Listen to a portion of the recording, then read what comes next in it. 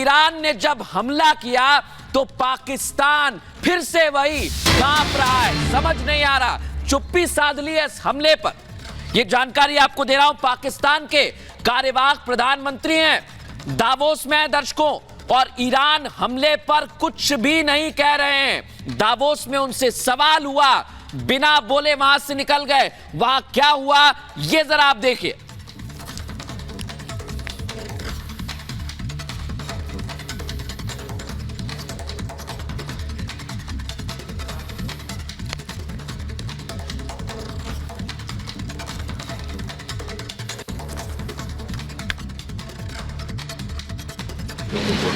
Okay. Good morning, Minister. Mr. Prime Minister. These strikes this morning. Will you respond, sir? How will Pakistan respond, sir?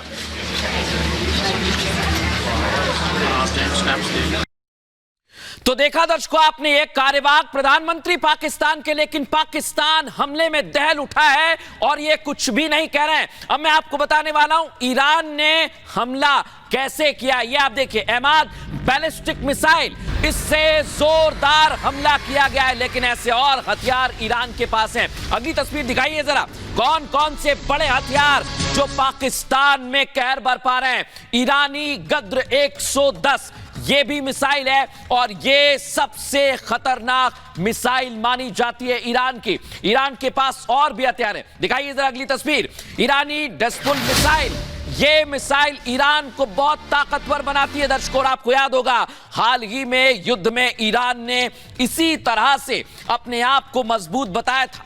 Shahid drone जो Iran की सबसे बड़ी ताकत माना जाता है। अब आप समझिए कि ईरान ने पाकिस्तान पर हमला करके बता दिया है कि अगर आतंकियों को पनाह दोगे तो फिर यही होगा।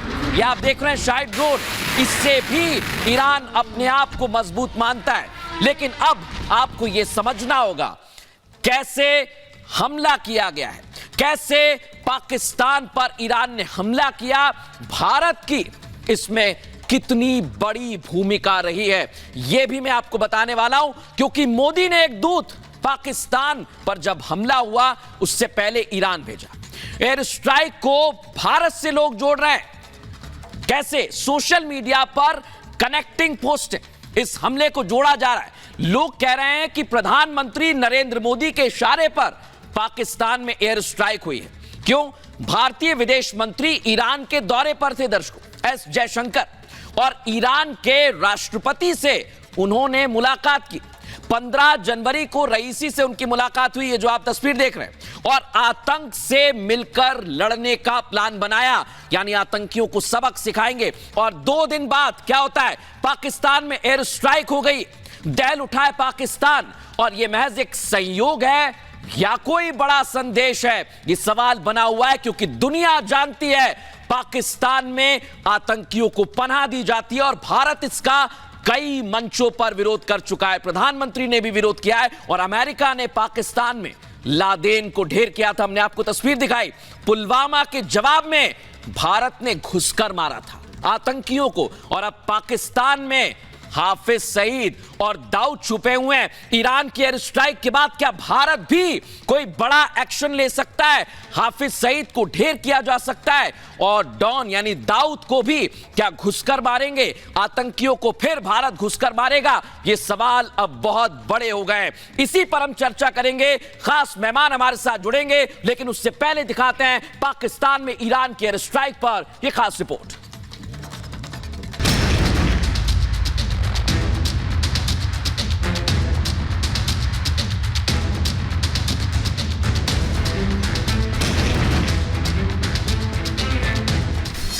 कांपा आतंक का आका, हाफिज का अंत पक्का। दाऊद का नंबर लगेगा, लादेन की मौत मरेगा।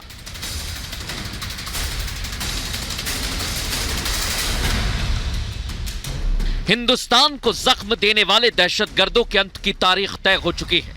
लश्कर सरगना हाफिज सईद के खात्मे का काउंटडाउन क्या शुरू हो चुका है। मुंबई सीरियल ब्लास्ट के मास्टरमाइंड दाऊद के सिर पर भी क्या काल मंडरा रहा है?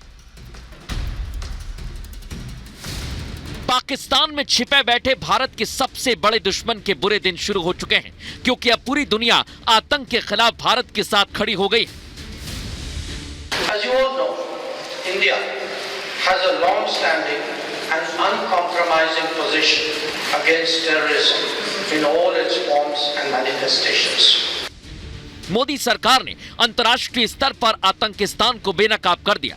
अमेरिका से लेकर ईरान तक पाक में घुसकर मार रहे हैं, तो क्या भारत भी हाफिज और दाऊद को ठिकाने लगा देगा, जैसा कभी अमेरिका ने लादेन को मारा था? हिंदुस्तान के पास अब स्टैंड ऑफ कैपेबिलिटी है, यानी कि अपनी जमीन से ही पाकिस्तान के किसी भी टारगेट पर पिन पॉइंटेड अटैक किया जा सकता है। यानी ओसामा बिन लादेन की तरह अब दाऊद इब्राहिम और हाफिज सईद का नंबर भी नजदीक ही है। दुनिया भर में आतंकी अड्डों के लिए कुख्यात पाकिस्तान घिर चुका है, तभी तो कोई भी देश आकर पाकिस्तानी आतंकियों को ठोक जाता है और उसके हुक्मरान अपनी करतूतों का जवाब भी नहीं दे पाते और इंटरनेशनल बेइज्जती कराकर मुंह बचाते फिरते हैं। Mr. Prime Minister, You strikes this morning? Will you respond, sir? How will Pakistan respond, sir? ये Pakistani acting prime minister Anwar al Kakar है, जो ईरानी विदेश मंत्री से जब दावोस में मिल रहे थे तो उधर बलूचिस्तान में ईरानी रिवॉल्यूशनरी गार्ड ने पाक पर बैलिस्टिक मिसाइल दागी। लेकिन सवाल यह है कि मुस्लिम मुल्क ईरान आखिर पाकिस्तान के खून का प्यासा क्यों बन गया है? पाकिस्तान में कुछ छोटे छोटे आतंकवादी ग्रुप हैं बलूचिस्तान और ईरान के सिस्तान बॉर्डर पर, जो कि सुन्नी ग्रुप हैं। ये लोग बीच बीच में ईरान के बॉर्डर गार्ड्स पर हमला करते रहते हैं। अभी दिसंबर 2023 में भी इस ग्रुप ने, इस आतंकवादी ग्रुप ने, जिसका नाम जैश अल अदाल है, ईरान के बॉर्डर गार्ड्स पर हमला करके 11 पुलिस वालों को मार डाला था। लेकिन ऐसी छोटी छोटी हरकतें वहाँ होती रहती हैं। भारत जैसे ईरान भी पाकिस्तान का पड़ोसी है और पाकिस्तानी आतंकियों से परेशान है। ऐसे में ईरान और पाकिस्तान में बड़ी जंग की आशंका है, यानी दुनिया में क्या तीसरी जंग शुरू हो जाएगी? रूस यूक्रेन और गाजा इस्राइल के बाद अब क्या ईरान बनाम पाकिस्तान होगा? अगर ऐसा होता है तो एशिया और मिडिल ईस्ट विश्व युद्ध का केंद्र बन सकता है, क्योंकि अरब सागर लाल सागर में संघर्ष बढ़ रहा है। समंदर में हूती विद्रोहियों के लगातार हमले देखने को मिले। हूती के टारगेट पर पश्चिमी देशों के जहाज हैं और अमेरिका ब्रिटेन ने हूती के ठिकानों को ध्वस्त कर दिया है। भारत ने सोमालियाई लुटेरों से जहाज को छुड़वाया था। ज्यादातर हमलों के पीछे हूती का हाथ होता है और हूती हमास के साथ हिजबुल्लाह के पीछे ईरान खड़ा है, जिससे अमेरिका समेत कई मुल्क निपटने में लगे हैं। मगर भारत किसी जंग में शामिल ना होकर तटस्थ बना हुआ है। इसलिए हम फायदे ही फायदे में हैं, क्योंकि आर्थिक तरक्की भी नहीं रुकेगी और आतंकियों का भी सफाया हो जाएगा। Bureau report, Republic Bharat.